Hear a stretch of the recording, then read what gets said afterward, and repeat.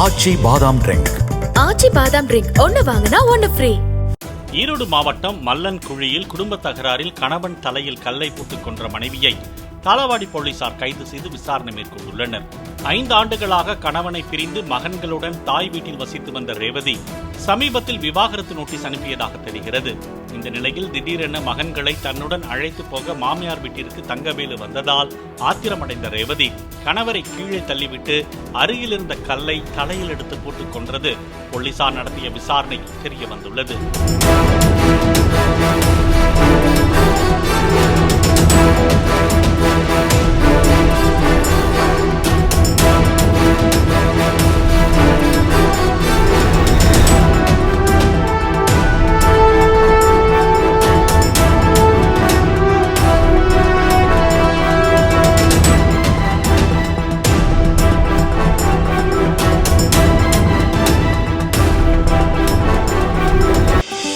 ஆச்சி பாதாம் ட்ரிங்க்.